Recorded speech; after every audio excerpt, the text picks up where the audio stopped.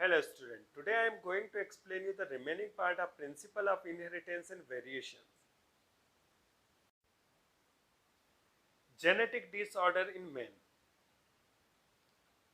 तो cytological studies के द्वारा ऐसा पता चला है कि बहुत सारे जो डिसऑर्डर्स होते हैं ह्यूमन बींग्स के अंदर क्रोमोसोम की एबनॉर्मलिटीज के कारण होते हैं। क्रोमोसोम में कुछ गड़बड़ी हो जाती है, कुछ असामान्यता आ जाती है, तो उसके कारण जेनेटिक डिसऑर्डर प्रोड्यूस होते हैं।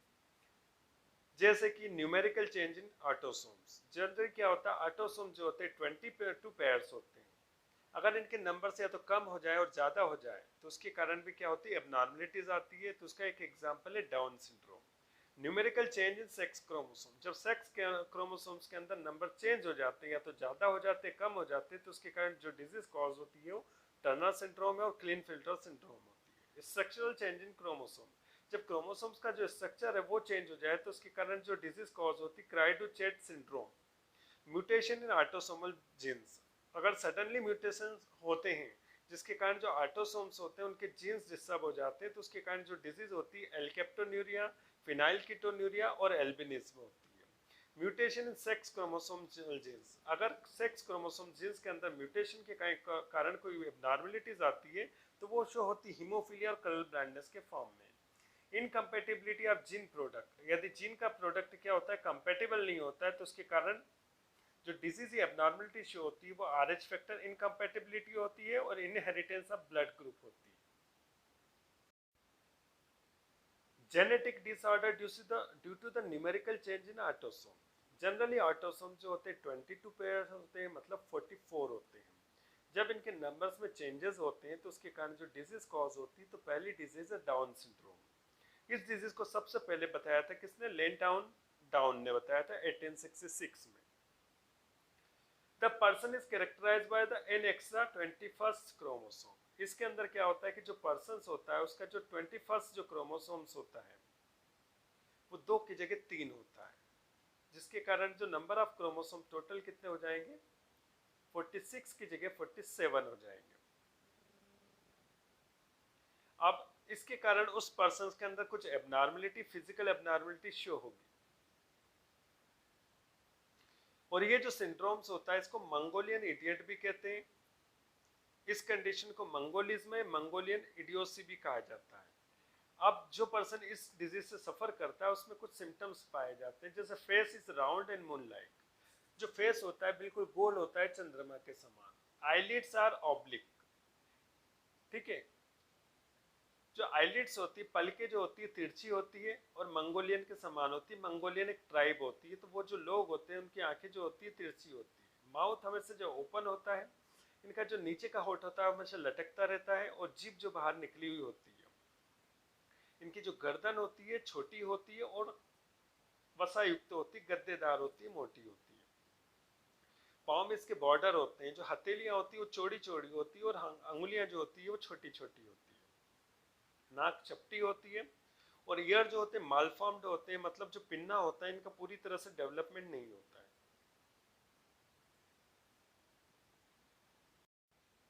Familial Down syndrome. Such syndrome are very common found in certain families. कुछ जो सिम्टम्स होते हैं वो फैमिलीज में पाए जाते हैं। These share the features of Down syndrome. These have the normal 46 diploid chromosome number but carry a translocation of large chromosomal segment from 18 to 14 segment. तो ये जो होता है इसके अंदर क्या होता है कि बॉडी के अंदर जो क्रोमोसोम्स होते हैं, ऑटोसोम्स जो होते हैं और जो सेक्स क्रोमोसोम होते हैं टोटल कितने होते हैं, 46 होते हैं। लेकिन जो ऑटोसोम्स के अंदर जो 18th वाला क्रोमोसोम्स होता है, इसके जो सेगमेंट होते हैं वो निकलकर 14th वाले क्रोमोसोम से जुड़ जाते हैं, जिसके कारण क्या होता है एक क्रोमोसोम्स के अंदर सेगमेंट्स ज़्यादा होते हैं और दूसरे वाले क्रोमोसोम्स के अंदर सेगमेंट्स कम हो जाते हैं, जिससे वो जो क्रोमोसोम्स होता है एबनॉर्मल हो जाता है। तो उसके कारण जो सिम्टम्स होते हैं उसको फैमिलियल डाउन सिंड्रोम कहते हैं। सेकेंड आता है Edward syndrome. This syndrome also develop due to the trisomy in the chromosome number 18। जो 18 क्रोमोसोम होता है, 18th जो क्रोमोसोम्स होता है उसमें 2 की जगह 3 क्रोमोसोम्स होते हैं। जिसके कारण टोटल नंबर ऑफ क्रोमोसोम कितने हो जाते हैं, 47 हो जाते हैं। In comparison to male the syndrome is more common in females. अगर मेल की तुलना में अगर देखेंगे तो फीमेल के अंदर ये सिंड्रोम ज्यादा पाया जाता है। जो सफर्ड पर्सन होता है, वीक होता है, स्मॉलर इन साइज में होता है, जिसके अंदर ये बीमारी होती है, असामान्य होती है, वो कमजोर होता है और उसका साइज जो होता है छोटा होता है। हेड इज लेटरली फ्लैटेंड होता है, जो सिर होता है दोनों तरफ से चपटा होता है साइड में से। Helix of year is poorly developed, जो कान का ऊपर जो एक्सटर्नल पिन्ना का ऊपर का जो पोर्शन होता है वो पूरी तरह से डेवलप नहीं होता है, जिससे पिन्ना जो होते हैं दबे हुए होते हैं। हैंड्स आर शॉर्ट, हाथ जो होते हैं वो छोटे होते हैं। डिजिटल इम्प्रिंट, जो अंगुलियां होती है वो पूरी तरह से विकसित नहीं होती, एकदम छोटी छोटी होती है। जो पर्सन होता है मेंटली रिटार्डेड होता है, मानसिक रूप से पूरी तरह से विकसित नहीं होता है। Mostly die before the age of 1 year, जब ये बच्चे पैदा होते हैं तो 1 साल के पहले इनकी डेथ हो जाती है। थर्ड जो आता है Patau syndrome, it is cause due to the 13th extra chromosome. इनमें जो 13 नंबर का जो क्रोमोसोम का पेयर होता है उसमें 2 की जगह 3 होते हैं, तो टोटल नंबर ऑफ क्रोमोसोम 47 हो जाएंगे। जो पर्सन होगा उसका सिर कैसा होगा, छोटा होगा और एबनॉर्मल फेस होगा। आईज एंड फोरहेड ये सब एबनॉर्मल होती, नॉर्मल नहीं होती है। ये जो जब बच्चे पैदा होते हैं तो 4 महीने की उम्र के पहले इनकी डेथ हो जाती है। Genetic disorder due to the numerical change in sex chromosomes. अब जो सेक्स क्रोमोसोम्स है उसके नंबर में चेंज होते हैं, जिसके कारण ये डिसऑर्डर प्रोड्यूस होते हैं। First one Turner syndrome, this syndrome has only X chromosome and therefore has chromosomes number as 2n-1। इसमें क्या होता है कि जो पर्सन होता है उसमें केवल एक एक्स क्रोमोसोम होता है, मतलब टोटल जो सेक्स क्रोमोसोम होते हैं 2 होते हैं, तो इसमें क्या होता है एक ही होता है, जिससे टोटल नंबर ऑफ क्रोमोसोम कितने हो जाएंगे, 45 हो जाएंगे। अब एक्स है तो एक्स जो क्रोमोसोम होता है किसको रिप्रेजेंट करता है, फीमेल को रिप्रेजेंट करता है, जिनकी जो बॉडी का स्ट्रक्चर होता है वो कैसा होता है, छोटा होता है। वेब्ड नेक होती है, गर्दन जो होती है फूली हुई होती है। इनके जो जेनेटल होते हैं ऑर्गन्स होते हैं, रिप्रोडक्टिव जो ऑर्गन होते हैं वो डेवलप नहीं होते हैं, जिसके कारण जो इनकी ओवरीज होती है उसमें एक का प्रोडक्शन नहीं होते हैं। सेकेंडरी सेक्सुअल कैरेक्टर भी डेवलप नहीं होते।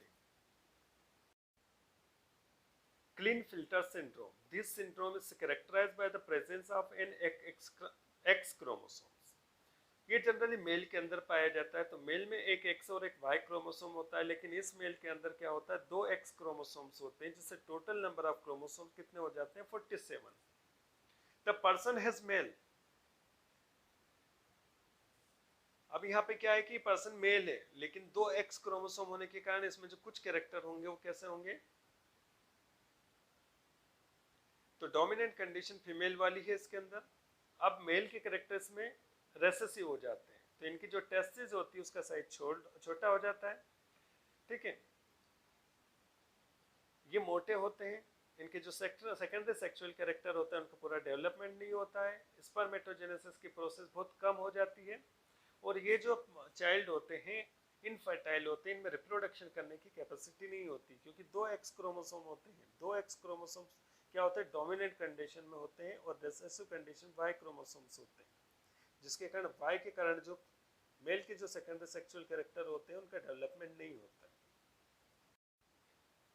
सुपर मेल और X double Y syndrome, these are abnormal with male with 2 Y chromosome. ये जो मेल होते हैं एबनॉर्मल होते हैं क्योंकि इसमें 2 वाई क्रोमोसोम होते हैं, एंड दस हैविंग द 47 क्रोमोसोम, तो एक वाई क्रोमोसोम ज्यादा होता है, जिससे टोटल नंबर ऑफ क्रोमोसोम जो इसमें होंगे 47 होंगे। These are mentally retarded with abnormal height, ये जो पर्सन्स होते हैं मानसिक रूप से विकसित नहीं होते, इनकी जो हाइट होती है वो एबनॉर्मल होती है, और ये अग्रेसिव होते हैं, इनमें बहुत गुस्सा आता है। Very often they are criminal nature therefore, और ये जनरल सामान्यतः क्या होते हैं, क्रिमिनल होते हैं, अपराधी प्रवृत्ति के होते हैं। इसी कारण इन सुपर मेल्स को क्रिमिनल सिंड्रोम भी कहा जाता है। इसके बाद आता है सुपर फीमेल, इसमें क्या होगा कि 3 एक्स क्रोमोसोम होंगे या 4 एक्स क्रोमोसोम। जब 3 एक्स क्रोमोसोम होंगे तो क्या होगा, 47 क्रोमोसोम होंगे, 4 होंगे तो 48 क्रोमोसोम हो जाएंगे। इनके जो सेक्सुअल सेकेंडरी सेक्सुअल कैरेक्टर होते हैं ये क्या होते हैं, एबनॉर्मल होते हैं, और मेंटल जो होते हैं ये क्या होते हैं, अनडेवलप्ड होते हैं, मेंटली रिटार्डेड होते हैं, मानसिक रूप से विकसित नहीं होती है। Genetic disorder due to the structural changes in chromosome, जब क्रोमोसोम्स के स्ट्रक्चर में कुछ चेंजेस होते हैं तो इनके द्वारा ये डिजीज कॉज होती है। पहली आती cri du chat syndrome. It is caused due to the small deletion of fifth chromosome. जो पांचवा जो क्रोमोसोम्स होता है उसका एक सेगमेंट क्या हो जाता है, डिलीट हो जाता है, जिसके कारण क्राइडो-चैट सिंड्रोम प्रोड्यूस होता है। The affected child has a strange cat like cry. ये जो अफेक्टेड चाइल्ड होता है वो बिल्ली के समान चिल्लाता है। मेंटल रिटार्डेड होता है, मानसिक रूप से विकसित नहीं होता है, और बॉडी के अंदर बहुत तरह से मल्टीपल मालफॉर्मेशन होता है, बॉडी का जो डेवलपमेंट होता है वो प्रॉपर नहीं होता है, बहुत सारे सिम्टम्स दिखाई देते हैं। This syndrome also known as the cat cry syndrome. इस सिंड्रोम को कैट क्राई सिंड्रोम कहते हैं, जो बच्चा होता है कि बिल्ली की तरह से आवाज निकालता है। सेकेंड आता है chronic granulocytic leukaemia. This syndrome is a shorter 21st chromosome due to the loss of segment in the chromosome। जो 21st क्रोमोसोम्स होता है उसका एक जो पोर्शन होता है वो कम हो जाता है, उसका लॉस हो जाता है, जिसके कारण सिंड्रोम डेवलप हो जाता है। This syndrome was discovered the Philadelphia in USA. सबसे पहले यूएसए में फिलाडेल्फिया में इसको डिस्कवर्ड किया गया था। It is also known as the Philadelphia syndrome. इसी कारण इसको फिलाडेल्फिया सिंड्रोम भी कहते हैं। जो अफेक्टेड पर्सन होता है उनकी बॉडी के अंदर जो ग्रेन्युलोसाइट ल्यूकोसाइट होती है वो क्या हो जाती है, बहुत ज़्यादा इंक्रीज हो जाती है, जिसके कारण वो कन्वर्ट हो जाता है किसमें, ल्यूकेमिया में। ल्यूकेमिया जो होता है ब्लड कैंसर होता है। नेक्स्ट वन आता है genetic disorder due to the mutation in autosomal genes. अगर म्यूटेशन तेजी से होता है, सडनली होता है, जिसके कारण ऑटोसोमल जो होते हैं, ऑटोसोम्स जो होते हैं उनके जो जीन्स होते हैं उसमें एबनॉर्मलिटी आती है तो ये डिजीज कॉज होती है। Disorder due to the recessive inherited trend. तो पहले एल्केप्टोन्यूरिया, इसको डिस्क्राइब किया था गेरोट ने 1908 के अंदर। ये जो पर्सन्स होते हैं इसके अंदर एक एंजाइम की क्या होती है, डेफिशिएंसी होती, कमी होती है, ऑक्सीडेज एंजाइम जो होता है। ये जो ऑक्सीडेज एंजाइम होता है होमोजेनेसिटिक एसिड को छोटे छोटे मॉलिक्यूल में कन्वर्ट कर देता है, लेकिन इनके अंदर ऑक्सीडेज एंजाइम नहीं होता है, तो इनकी बॉडी में जो हेमोजेनिस्टिक एसिड होता है वो छोटे छोटे मॉलिक्यूल में कन्वर्ट नहीं हो पाता है। Production of oxidase enzyme is blocked due to the mutation in the gene producing enzyme.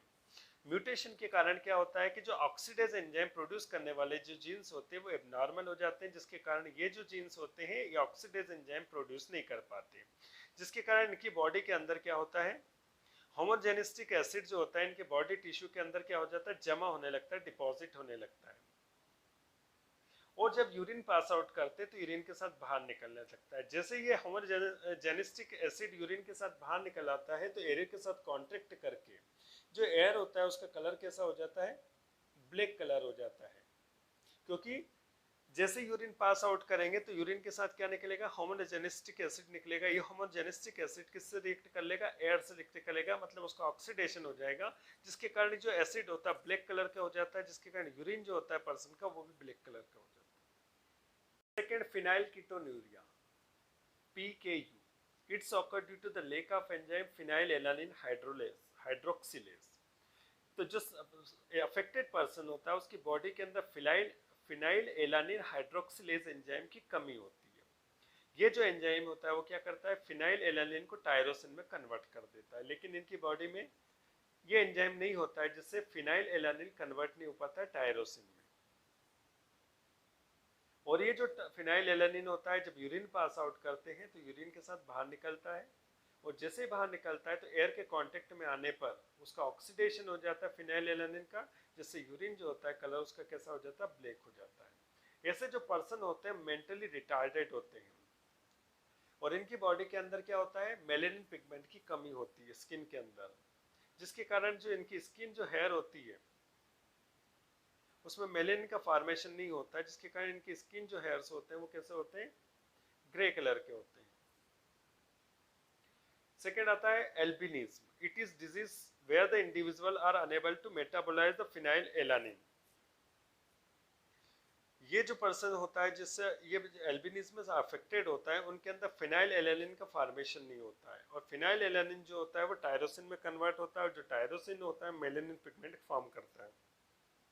अब फिनाइल एलानिन होता नहीं है तो मेलानिन का फॉर्मेशन नहीं होता है, जिससे इनके अंदर स्किन के अंदर मेलानिन का फॉर्मेशन नहीं होता है, जिसके कारण इनकी स्किन जो होती है, हेयर जो होता है, आइरिस जो होते हैं वाइट कलर के होते हैं, एल्बिनो होते हैं। इनको सूरजमुखी भी कहते हैं, जिससे ये जो ब्राइट लाइट में होते हैं ये खड़े नहीं रह पाते।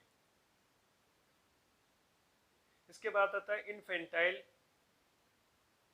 आर्मियो एम्यूरोटिक इडियोसी या Tay Sachs disease.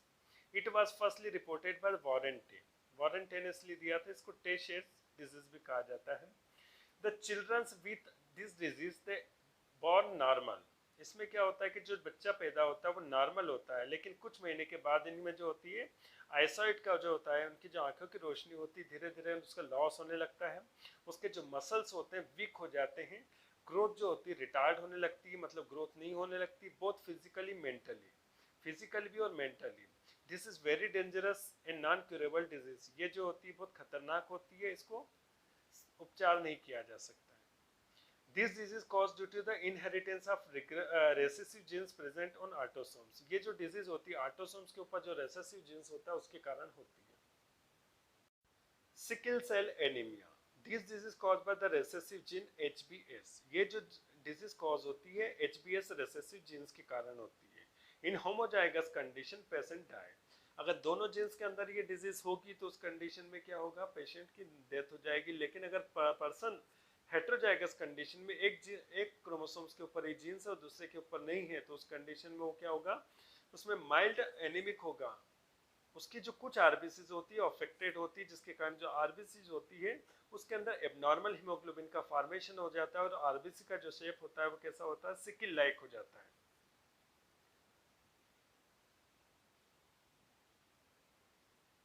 Next one, Gaucher disease. The person suffering from this disease are unable to break fatty acid through the oxidation। इस बीमारी से जो सफर करते हैं पर्सन, उनके अंदर क्या होता है कि उनके अंदर जो फैटी एसिड होता है उसका ब्रेकडाउन नहीं होता ऑक्सीडेशन प्रोसेस के द्वारा, जिससे उनके टिश्यू के अंदर जो होता है फैटी एसिड का डिपोजिशन होने लगता है। The disease caused due to the recessive genes which cannot produce the enzyme the glucocerebrosidase। तो ये जो डिजीज कॉज होती है क्रोमोसोम्स के ऊपर जो रेसेसिव जीन्स होता है उसके कारण होता है, जिसके कारण जो एनिमल जो इसके कारण जो पर्सन होता है उसके अंदर एक एंजाइम का फॉर्मेशन नहीं होता, उस एंजाइम को ग्लूकोसेरेब्रोसाइडेस कहते हैं। इस एंजाइम के द्वारा ही जो फैटी एसिड होता है इसका ब्रेकडाउन होता है, लेकिन उसकी बॉडी के अंदर एंजाइम फॉर्म नहीं होता है, जिसके कारण क्या होता है, फैटी एसिड का ब्रेकडाउन नहीं होता और फैटी एसिड का डिपॉजिट होने लगता है, टिश्यू में डिपॉजिट होने लगता है। Accumulation of sphingolipid and सेरिब्रोसाइड।